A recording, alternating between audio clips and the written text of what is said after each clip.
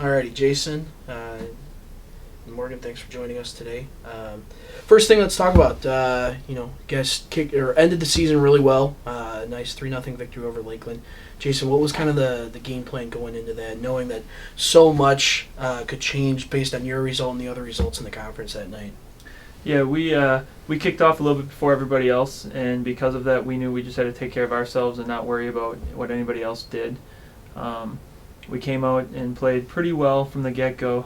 Their goalkeeper made some good saves early in the game, and it was nice that Morgan was able to put us ahead right before halftime, so we could go into halftime with a little bit of breathing room. And then the second half, we came out and we were much better. I thought we kept the ball, and I thought we moved the ball, and I thought we were dangerous. And Mo was able to put 3 in and score a hat trick, so it was nice for her. Yeah, Morgan, as a team, you guys have really gone through the gauntlet, a number of challenging games. And your play has been kind of, you've highlighted in a few games, and you've really taken home that role of coming in late in that first half, and you've been successful. Not to the extent that you were the other night. What happened in that game that you found space and were able to put 3 in? I don't know. Just coming into the game, I knew that we had to take care of what we had to do, like not worry about anybody. And I just knew that we had to win, and I just tried to do everything in my power to make that happen. I was feeling good. So that was your first career hat trick here at Marion. Yeah. Growing up, whether it was in high school or even club soccer before that, had you ever scored a hat trick before? Yeah, I have actually, but not in as big a game as this was, so it was So, nice. and going from, the end of your regular season now to you lose at this point, there's a good chance, your season's over. So, certainly you got to take that into account with every game that you come into. What's going to be what are you going to have to do to take what you as a team were successful with against Lakeland into Sunday's match? I think we just need to keep the positivity flowing. We need to keep working together. Everyone's starting to click. We're starting to peak right now, so I think we're looking good coming into this next game. And Jason, a lot of this comes back to the schedule that you set up for your team. A lot of coaches have some flexibility with what they choose to do with their non-conference schedule. You go for what could be argued as one of the most difficult schedules in your conference. Is that solely in preparation for when you get to this point in your season?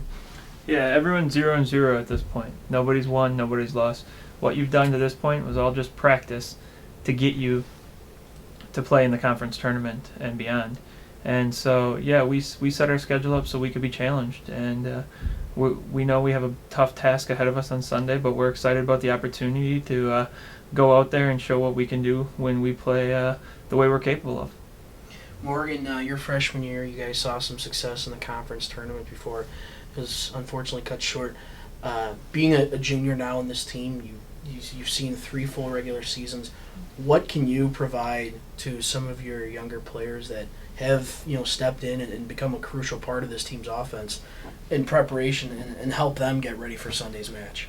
I think, like, my freshman year, all the upperclassmen were like, this is a big game, like, this is our last couple years and everything like that. So I think we just need to really, embed that into the freshmen's heads that this is big, this is important, and just, I feel like I need to be a leader out there, stay positive, make sure that I'm helping my teammates and everything like that. So, Jason, Sunday you guys will host Concordia Chicago. That was a tough game for you guys on the road. You drew even at 1. Anything that you're going to take from that last game, or are you more focused on what your girls are going to do? Yeah, we've watched it already. We've watched them play a couple other games too, and we've watched ourselves play recently. And I don't think we take anything directly out of the Concordia Chicago game, except for the fact that they're going to be organized. They got dangerous players. They'll work hard. They have a fantastic goalkeeper, and we're going to have to play well. But in reality, the next 2 days in preparation are more about what we need to do to put ourselves in a position to win. I'm always a firm believer. Take care of your own business, worry about yourselves, and the rest will fall into place. And I think that if we can really come out from the get-go, from the opening whistle, and put pressure on them and play the way that we're capable of playing, it could be positive for us.